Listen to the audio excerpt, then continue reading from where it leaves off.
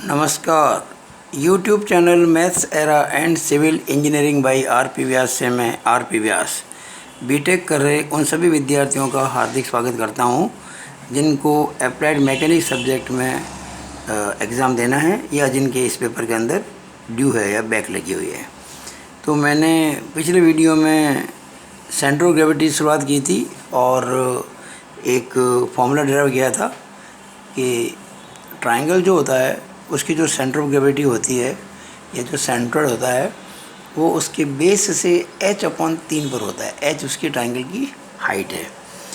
आज हम एक और नया फॉर्मूला प्रूव करने जा रहे हैं जिसमें आपको ये प्रूव किया जाएगा कि किसी सेमी सर्कल और क्वार्टर सर्कल जो होते हैं उसकी सीजी कहाँ होती है और उसके लिए हम प्रूव करेंगे।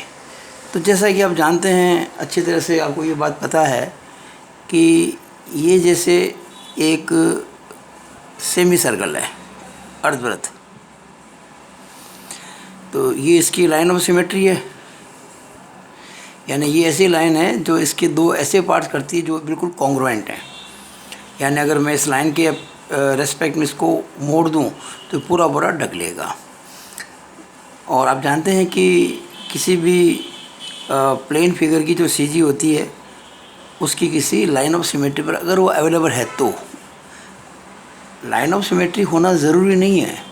जैसे देखिएगा, ये एक एंगल सेक्शन है, इसमें कोई लाइन ऑफ सिमेट्री नहीं है, लेकिन ये जो सेमी सर्कल है इसमें ये लाइन ऑफ सिमेट्री है। ये जो मैंने पेन रखा हुआ है, तो अगर लाइन ऑफ सिमेट्री अवेलेबल होती है तो सीजी हमेशा उसी पर होती है। तो सीजी हमेशा इस लाइन पर होगी, इसी लाइन पर होगी। अब नीचे का पोर्शन हैवी है, ऊपर जो जाएंगे इसके देखिए इसकी जो विड्थ कम होती जा रही है ना सर्कल की, देखो ये कम है, ये और कम है, ये बढ़ रही है यहाँ आते आते पूरे इसका डायमीटर बन जाती है। तो चूँकि ऊपर का पोर्शन इसका थोड़ा सा लाइटर है, हल्का है, एरिया कम है, नीचे ज़्यादा एरिया है, तो सीजी इसकी कुछ नीचे शिफ्ट होती है। यानी अगर मैं कहता हूँ ये आर है तो ये हो गया r/2, तो r/2 से नीचे यहाँ कहीं सीजी होगी इसकी। ये इसकी सेंटर ऑफ ग्रेविटी होती है, जो आप लोग जानते हैं, अच्छी तरह से आपने पढ़ा होगा किताबों के अंदर। इसकी जो इस बेस से डिस्टेंस होती है ये वाली ये होती है 4r/3π। बस इसे हमें प्रूव करना है कि 4r/3π क्यों होती है। होती तो है यहाँ पे लाइन ऑफ सिमेट्री पर, लेकिन ये 4r/3π कैसे होती है इस बात को हमें प्रूव करना है, वही हम प्रूव करने जा रहे हैं। अच्छा, इसी तरह से देखिएगा, अगर कोई मान लीजिए एक क्वार्टर सर्कल है, ये क्वार्टर सर्कल, ये 90 डिग्री एंगल है। ये एंगल कितना है सेमी सर्कल में? 180 डिग्री, यानी कि पाई रेडियन। ये 90 डिग्री यानी कि π/2 रेडियन। तो इसमें आप देखेंगे तो ये इसकी लाइन ऑफ सिमेट्री है। ये ऐसी लाइन है जो इस पूरे क्वार्टर सर्कल को दो इक्वल एरिया में बांटती है, दोनों कॉन्ग्रुएंट है। अगर मैं इसको फोल्ड कर दूं तो बराबर ढक लेगा ये। अब यहाँ भी देखेंगे तो देखो इधर पोर्शन हल्का है, जो उधर जाएंगे पोर्शन हैवी होता जा रहा है, बड़ा होता जा रहा है, तो इसकी सीजी भी इसके आधे से ऊपर होगी, यहाँ कहीं होगी, समवेयर हियर।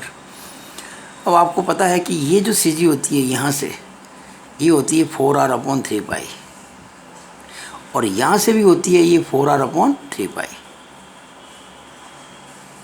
ये क्वार्टर सर्कल की जो दो है ना, ये रेडियस 90 डिग्री पर, दोनों से ही 4r/3π होती है। अच्छा, कुछ समय के लिए मैं 4r/3π को मान लो x मान लूँ, कुछ भी मान लेता हूँ, x मान लेता हूँ कुछ समय के लिए, मान लीजिए।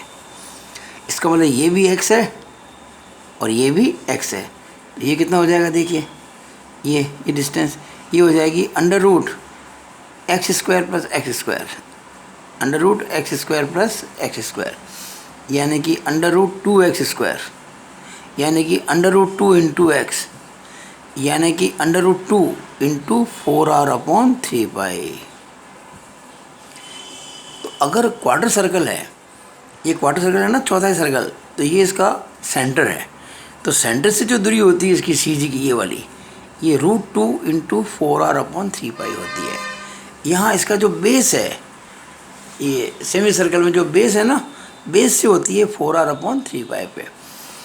ये सब आज हम इस वीडियो में प्रूव करेंगे अगले लगभग 25 मिनट के अंदर।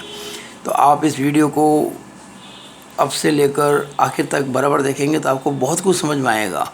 और केवल यही क्यों, मैं आने वाले कई वीडियोज़ के अंदर ऐसे ऐसे क्वेश्चंस करने वाला हूँ कि आप बस मज़ा आ जाएगा आपको। आपके इंजीनियरिंग कॉलेज के जितने मुश्किल सवाल अब तक एग्ज़ाम आए हैं पिछले 10-12 साल के पेपर्स में, मैं उनको सॉल्व करने वाला हूँ, सीजी के, मोमेंट ऑफ इनर्शिया के। और आई बिलीव दैट इतना अच्छा आपको कहीं नहीं मिलेगा। तो अगर आपको ये वीडियो अच्छा लगा हो तो पूरा सुन लें, पूरा देख लें, समझ लें। तो इसको ज़रूर आप लाइक और मैक्सिमम शेयर कीजिएगा। जितने आपके दोस्त हैं, जितने आपके फ्रेंड्स हैं जिनके पेपर बैक है, उनको आप ये शेयर कीजिएगा, उनको फ़ायदा होगा और वो आपको दुआएं देंगे। और अगर आपने मेरा यूट्यूब चैनल सब्सक्राइब नहीं किया है, ज़रूर सब्सक्राइब कर लें। तो ये मैंने अभी भूमिका बांधी है, जो मैं प्रूव करने जा रहा हूँ ना, ये उसका एक्चुअली स्टार्ट है। कहते हैं इसका, हमने भूमिका बांधी इस चीज़ की। ओके, अब हम शुरू करते हैं। तो ये शुरुआत हो रही है हमारे इस वीडियो की। अब तो हम क्या करेंगे, अच्छा एक बात मैं आपको कहना भूल गया कि ये जो सेमी सर्कल है, अगर मैं इसको ऐसे बनाऊँ तो ये भी तो सेमी सर्कल ही होगा ना। ये भी सेमी सर्कल ही है, ये वाला ये सेमी सर्कल है। हम क्या करेंगे, अच्छा इस सेमी सर्कल की जो ये एक्सिस है, ये ना सी जी यहाँ होती है इसके कई, तो ये एक्स एक्सिस बन गई और ये इसकी वाई एक्सिस बन गई। हम सेमी सर्कल के लिए सी जी की पोजीशन निकालने के लिए हम क्या करेंगे, पहले एक सेक्टर लेंगे, सेक्टर ऑफ ए सर्कल, उसकी निकालेंगे। और सेक्टर ऑफ सर्कल निकालने के बाद में उसकी इस प्रकार से देखिएगा। हम क्या करने वाले हैं, हम ऐसा एक सेक्टर लेंगे, सेक्टर ऑफ ए सर्कल, जिसकी लाइन ऑफ सिमेट्री ये वाली, ये लाइन ऑफ सिमेट्री है। और ये एंगल जो है ना, ये वाला ये 2 थीटा है। एक्चुअली इधर भी थीटा है और इधर भी थीटा है, तो पूरा एंगल कितना हो जाएगा, 2 थीटा। तो मैं इस, और इसकी रेडियस कितनी है, r। तो ये एक सेक्टर है और इस सेक्टर की जो सी जी होगी यहाँ कहीं होगी, उसकी मैं पोजीशन पता करूँगा इन टर्म्स ऑफ थीटा। और सेमी सर्कल कब बनेगा, जब ये सेक्टर बड़ा होके इस तरह से हो जाएगा। यानी जब ये जो एंगल 2 थीटा है ना, ये पूरा होके 2 थीटा जो है आपका, जब ये 2 थीटा बराबर 180 डिग्री बन जाएगा, यानी थीटा बराबर 90 डिग्री बन जाएगा, यानी कि π/2 बन जाएगा, तब हम इसकी सी जी निकाल पाएंगे सेमी सर्कल की। तब उसी पे चर्चा अब करने जा रहे हैं, ठीक है ना। अब देखिएगा ध्यान से। अब मैंने इसको यहाँ तो आपको थीटा का है और इस फिगर मैंने इसको अल्फा कह दिया, कोई बात नहीं, ये 2 अल्फा एंगल हो गया ये। अब मैं शुरुआत करता हूँ वीडियो की, ध्यान से देखिएगा। मैं हर चीज़ को पहले समझा रहा हूँ। To prove for a circular sector, यानी कि sector of a circle, sector तो सर्कुलर ही होता है, फॉर ए सर्कुलर सेक्टर, बल्कि हमको ज़्यादा अच्छा होगा कहना फॉर ए सेक्टर, क्योंकि सेक्टर सर्कल का ही होता है, फॉर ए सेक्टर, ठीक है। X bar is equal to 2r sin alpha upon 3 alpha, ये फॉर्मूला आपको याद रखना होगा। इस फॉर्मूले को काम में लेकर हम वो सेमी सर्कल और क्वार्टर सर्कल के लिए काम कर पाएंगे। X bar is equal to 2r sin alpha upon 3 alpha, ये फॉर्मूला है। Use it to find C G for semi circle and quarter circle. इसको यूज़ करके हमें सेमी सर्कल और क्वार्टर सर्कल की सी जी पता करनी है, बिल्कुल वही जो अभी आपको मैंने समझाई थी। वेयर आर क्या है भाई, आर है रेडियस ऑफ द सेक्टर, जो सेक्टर है ना उसका रेडियस। देखिए मैंने ये सेक्टर बताया था आपको, मैंने आपको ये वाला, जैसे मान लीजिए ये सेक्टर मैंने आपको समझाया इस प्रकार से, ये सेक्टर है एक सर्कल का, तो इसकी रेडियस तो है आर और ये लाइन ऑफ सिमेट्री, और ये एंगल मैंने अल्फा माना हुआ, पहले थीटा कहा था, थीटा ने इसको अल्फा मानेंगे अपन, अल्फा एंगल कितना हो गया, ये 2 अल्फा हो गया सेंट्रल एंगल। ये चीज़ मैंने यहाँ शो की है, 2 alpha is equal to central angle and x bar. देखिए एक्स बार क्या है कि ये जो सेक्टर है ना, ये सेक्टर जो पूरा मैंने बताया आपको, इसकी सी जी यहाँ है, ये एक्चुअली लाइन ऑफ सिमेट्री, इसको हमने एक्स एक्सिस कह दिया है। ये सेंटर ऑफ सर्कल है, इससे जो गुजरती लाइन वर्टिकल उसको हमने कह दिया वाई एक्सिस। ये रेफरेंस एक्सिस है, रेफरेंस वाई एक्सिस, और ये हो गई इसकी एक्स एक्सिस।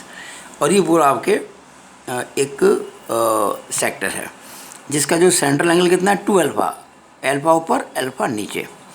और इसकी जो सी जी सी पर है इस सेक्टर की, और सी जी की इस रेफरेंस लाइन यानी कि सेंटर पॉइंट से डिस्टेंस कितनी है, एक्स बार।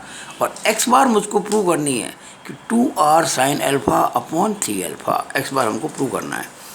अब जैसे मैंने आपको ट्राइंगल की सी जी h/3 पर होती है प्रूव करना सिखाया था ना, वैसे ही इसको भी करेंगे।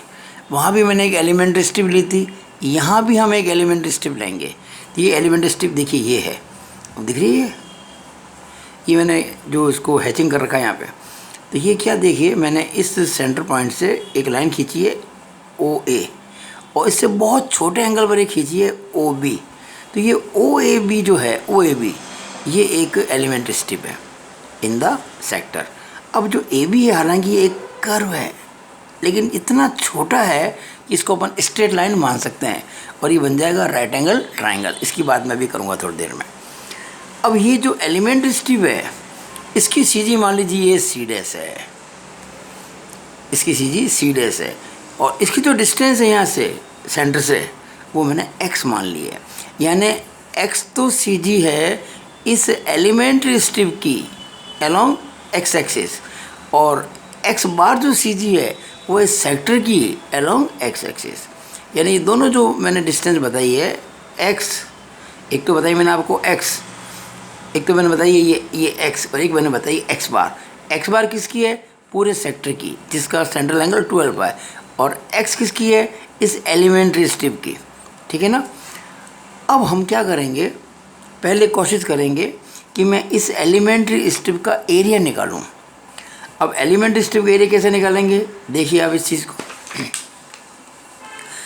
अब एलिमेंट्री स्ट्रिप का एरिया निकालने के लिए अपन को एक समझना पड़ेगा कि एरिया ऑफ, क्योंकि एलिमेंट्री स्ट्रिप तो सेक्टर ही है ना, ये जो एलिमेंट्री स्ट्रिप आपको दिख रही है ये भी एक सेक्टर ही है, जिसका सेंट्रल एंगल है d थीटा, रेडियस इसकी r है। तो ये देखिएगा, और एक सेक्टर जो होता है, देखिए मैंने अलग से समझाया एक बॉक्स बनाकर, ये एक सेक्टर है किसी सर्कल का जिसकी रेडियस है r और ये सेंट्रल एंगल थीटा। तो इस सेक्टर का एरिया होता है half into r square into theta. ये फॉर्मूला है, ये क्लास 10 में आपने पढ़ा हुआ है, half into r square into theta. यहाँ ध्यान देना, थीटा डिग्री में नहीं है, थीटा रेडियन में है। और इसको मैं प्रूव कर देता हूँ आपको 2 मिनट में, मुझे कुछ ज़्यादा समय नहीं लगेगा बताने में इस चीज़ को, क्योंकि हर चीज़ को बेसिकली पढ़ना है ना। हम क्यों रटे किसी चीज़ को कि किसी सेक्टर का एंगल, किसी सेक्टर का area half r square theta होता है। देखिएगा, ये बताओ, ये सर्कल है पूरा, है कि नहीं है, सर्कल है, ये सेंटर है, ये एक सेक्टर है जिसका थीटा एंगल है ये, और ये बन गया सेक्टर। अब देखिए, अगर ये थीटा पूरा हो जाए एंगल, यानी ये जो है ना, ये आपकी जो 2 रेडियस जो बन रही है, अगर ये घूम जाए, ये और बड़ा हो जाए, यानी थीटा बढ़ जाए, मैं थीटा बढ़ा दिया तो देखो सेक्टर बढ़ गया, और बढ़ा दिया और बढ़ गया। अगर ये पूरा घूम जाए, यानी कि 2 पाई रेडियन घूम जाए, 2 पाई का मतलब 360 डिग्री, जब 2 पाई घूम जाएगा तो जो सेक्टर है ना, ये सर्कल में कन्वर्ट हो जाएगा, ये सेक्टर पूरा सर्कल ही बन जाएगा। और सर्कल का एरिया होता है पाई r square, you know very well, circle का एरिया होता है पाई r स्क्वायर। यानी ये थीटा जो एंगल है ना, अगर ये थीटा एंगल 2 पाई बन जाए तो ये पूरा सर्कल बन जाएगा, जिसका एरिया होता है पाई r स्क्वायर। अगर ये 1 हो तो पाई r स्क्वायर अपॉन 2 पाई, ये 2 पाई रेडियन है, 1 भी रेडियन है, और थीटा भी रेडियन है, और थीटा रेडियन हो तो pi r square upon 2 pi into theta, pi से पाई कट गया। तो देखो r square theta upon 2, r square theta upon 2, हम कह सकते हैं कि 1/2 into r square into theta. मैं समझता हूँ आपको अच्छी तरह से समझ में आ गया होगा। तो ये देखिए मैंने लिख दिया, area of a sector having radius r and central angle theta in radians is equal to half into r square into theta. ये मैंने आपको ये लिख दिया बॉक्स बना के, इसको मैंने अभी समझाया था आपको। अब मैं ये जो हमारा ये जो एलिमेंट्री स्ट्रिप थी ना इस सेक्टर के अंदर, ये वाली कौन सी, OAB, इसका एरिया निकालने की कोशिश कर रहा हूँ। तो ये देखिएगा, ये मैंने पूरा बॉक्स बना के काम किया हुआ है। ये देखिए OAB, चूँकि आर्क बहुत छोटा है, इसको मैंने स्ट्रेट लाइन मान लिया, तो ये एक तरह से हम इसको समझ सकते हैं कि ये राइट एंगल ट्राइंगल है। हालांकि ये ट्राइंगल नहीं है, सेक्टर है ये, लेकिन चूंकि ये डी थीटा बहुत छोटा एंगल है, हम इसको एक तरह से राइट एंगल ट्राइंगल मान सकते हैं। अब देखिएगा, फिर इधर आ रहा हूँ मैं। मान लीजिए ये कोई राइट एंगल ट्राइंगल है, इसका ये परपेंडिकुलर बहुत छोटा है, ये तो हो गया आर, ये हो गया डी थीटा, ठीक है ना। ये तो बताइए इसकी सी जी कहाँ होगी। आप जानते हैं कि ट्राइंगल की सी जी होती है h/3, यानी कि अगर मैं इसको बेस कहूँ तो यहाँ से हाइट कितनी है इसकी, अगर ये बेस है, तो ये हाइट होगी नहीं होगी, क्योंकि राइट एंगल नहीं है, तो हाइट कितनी होगी r। तो यहाँ से कितनी, ये मान लो सी जी है, मान लो इसकी, तो सी जी यहाँ से कितनी हो जाएगी, यहाँ से कितनी हो जाएगी, हाइट की 1/3 यानी कि r/3। लेकिन मुझको तो यहाँ से नापनी है, ये पूरी कितनी है, पूरी r, और ये कितनी है r/3, तो ये डिस्टेंस कितनी बच जाएगी, यहाँ से बच जाएगी 2r/3, क्योंकि r तो ये पूरा है और ये r/3 है, ये बच जाएगी 2r/3। ये बात मैंने यहाँ सिखाने की कोशिश की है आपको इस फिगर के अंदर। तो ये देखिए आपकी वो एलिमेंट स्ट्रिप थी जिसमें मैंने ए बी, हालांकि आर्क था लेकिन इसको मैंने स्ट्रेट लाइन मान लिया, और ये राइट एंगल है, और ये डी थीटा है, ये थीटा है, और इसकी जो सी जी है ना, जिसको याद कीजिए मैंने सी जी को यहाँ पे नाम दिया था सी डैश, तो सी डैश ही है ये सी डैश ही है, और इस सी डैश की जो डिस्टेंस है हॉरिजॉन्टल यहाँ से ओ से, इसको मैंने एक्स नाम दिया था, याद कीजिए, ये रहा बिल्कुल, यहाँ पर भी है, ये सी डैश है ना, इसको देखिए यहाँ से मैंने कितना मान रखा था, एक्स मान रखा था, तो ये यहाँ पे एक्स हो गया, ठीक है। अब मुझको एक्स निकालना है। अभी आपको मैंने बताया था कि ये जो डिस्टेंस है ओ से सी डैश की, वो कितनी है 2r/3, ओ से सी डैश की। देखिएगा यहाँ पे ये वाला, ये जो डिस्टेंस, ये जो डिस्टेंस है ये वाली, ये सी डैश है ना, ये हो गई 2r/3 यहाँ से यहाँ तक का। तो ये चीज़ मैं यहाँ बताना चाहता हूँ। तो ओ से सी डैश जो है 2r/3 है। अब देखिए एक ट्राइंगल बन गया, कौन सा, ये वाला, इसको मान लीजिए एम मान लेता हूँ मैं। तो ओ एम सी डैश एक ट्राइंगल है, ओ एम सी डैश, ठीक है। इसमें ये बेस तो है एक्स, और हाइपोटेनस है कितना, ये ओ सी डैश, और ओ सी डैश कितना था 2r/3, अभी से कहा मैंने आपको। तो देखिए x base upon hypotenuse O C dash is equal to cos theta, क्योंकि ये एंगल मैंने थीटा मान रखा है, ये इसको मैंने थीटा कह रखा ना, यार देखिए ध्यान से आप, ये देखिए मैंने इस ओ एक्स से थीटा एंगल पर डी थीटा की एलिमेंट स्ट्रिप ली है, एंगल मैंने थीटा लिया है, और वहाँ पर मैंने डी थीटा की एक स्ट्रिप ली है, तो ये एंगल इसका डी थीटा है।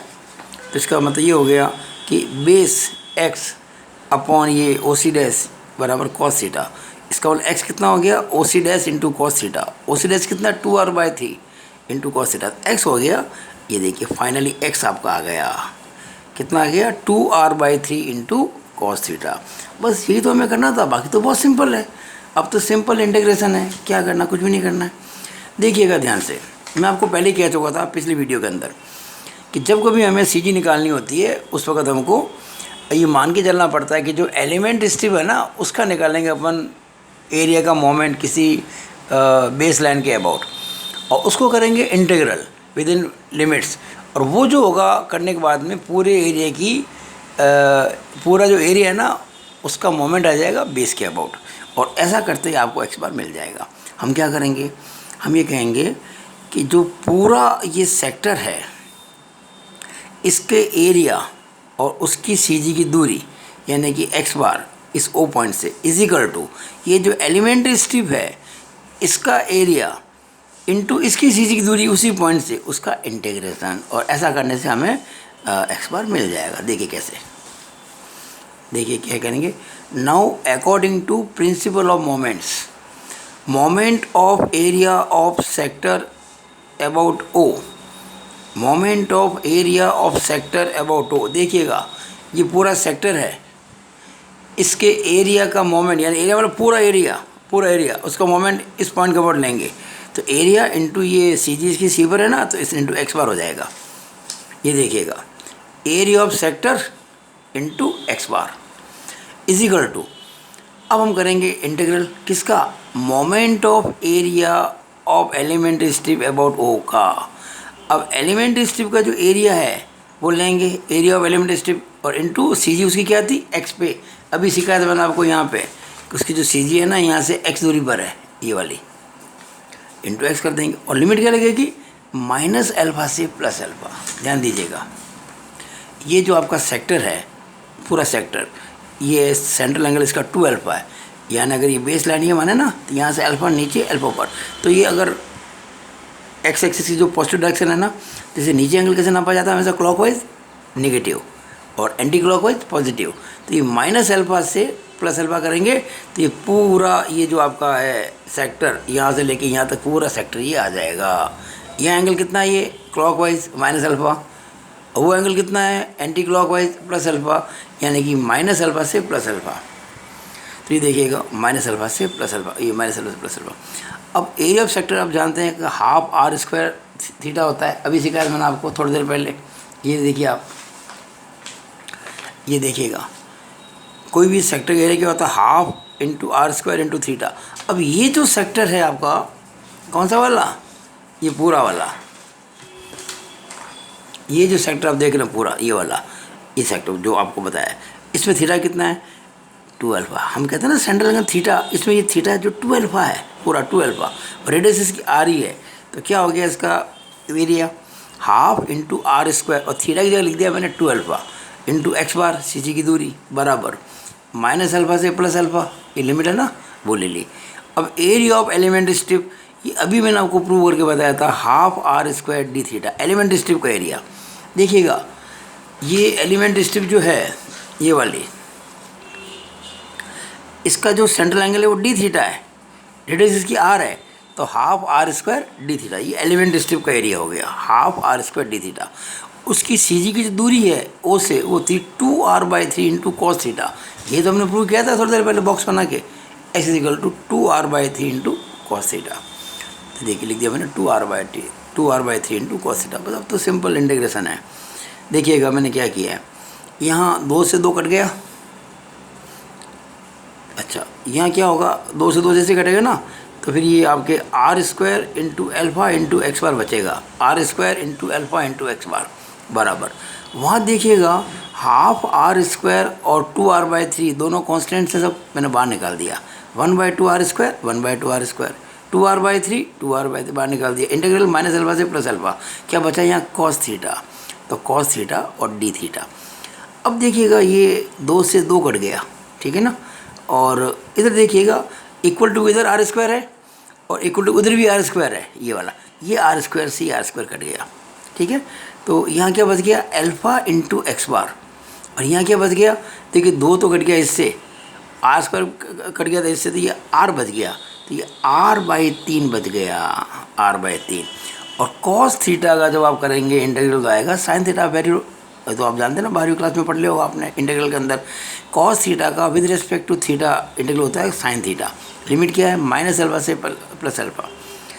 It means x bar is equal to ये r/3 है ना, और अल्फा इधर आ जाएगा तो r/3 अल्फा हो गया।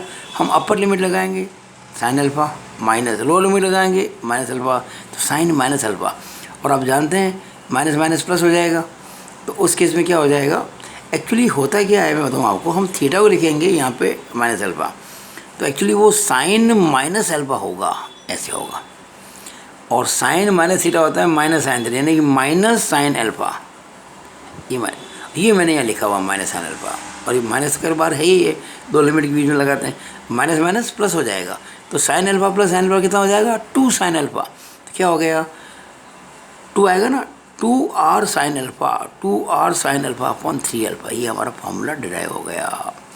यही फॉर्मूला हमको प्रूव करना था जो हमने कर दिया।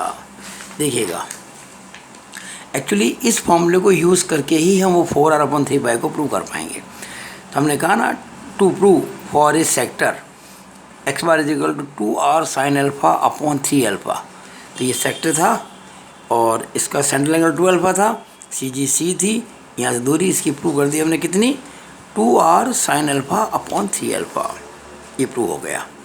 अब तो बहुत सिंपल सी बात है। अब देखिए अगर ये अगर ये 2 अल्फ़ा जो दिख रहा है एंगल आपको, ये पूरा बन जाए सेमी सर्कल, यानी ये जो लाइन है ना, ये वाली, ये लाइन घूम के यहाँ आ जाए, और ये जो लाइन है, ये लाइन ये घूम के नीचे आ जाए, ऐसे आ जाए, तो पूरा ये क्या बन जाएगा, सेमी सर्कल बन जाएगा। उस केस में जो 2 अल्फ़ा है ये बन जाएगा 180 डिग्री, क्यों, ये 180 डिग्री है, तो 2 अल्फ़ा बन जाएगा 180 डिग्री, यानी अल्फ़ा हो जाएगा 90 डिग्री, और 90 डिग्री मतलब होता है π/2, क्योंकि थीटा जो हमने जो फॉर्मूले में लिखा ना, वो अल्फ़ा जो है वो रेडियन के अंदर होता है। तो हमने क्या करना है, अल्फ़ा की जगह लिखना है π/2 लिखा ना, put it in the formula. X bar कितना हो जाएगा, क्या फॉर्मूला था हमारा, ये रहा देखिए, 2r sin alpha upon 3 alpha, 2r sin alpha हो गया π/2 अपॉन 3 π/2, और साइन π/2 मतलब होता है साइन 90 जो 1 होता है, तो 2r इंटू 1 अपॉन 3 π/2, तो ये 2r इंटू 1 तो 2r अपॉन 1 हो गया, और जब इसको भाग को इंटू करेंगे ना, तो ये 2 ऊपर चला जाएगा, 3 पाई नीचे आ जाएगा इस तरह से, तो ये 2 दूनी 4r अपॉन 3 पाई, 4r अपॉन 3 पाई, ये हमारा फॉर्मूला प्रूव हो गया। ये देखिएगा, ये बन गया सेमी सर्कल।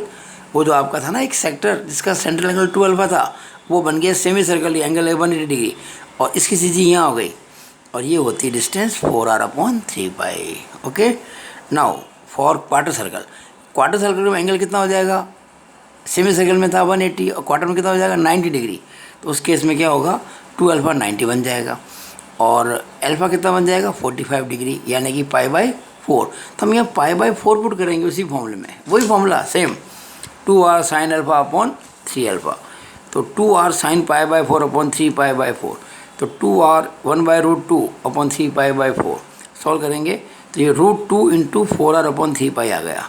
और ये आपको याद होगा, मैंने आपको समझाया था अभी थोड़ी देर पहले कि ये √2 इंटू 4r अपॉन 3 पाई होता है। अभी आपको मैंने थोड़ी देर पहले समझा था इस चीज़ को। ये देखिएगा रब कागज़ के अंदर, ये मैंने बताया था ना आपको कि √2 इंटू 4r अपॉन 3 पाई होता है, और ये क्या होता है सीधी इसकी यहाँ पे सेमी सर्कल की, वो 4r अपॉन 3 पाई होती है। तो ये मैंने निकाला था √2 4r अपॉन 3 पाई, तो ये हो गई √2 4r अपॉन 3 पाई, प्रूव हो गया।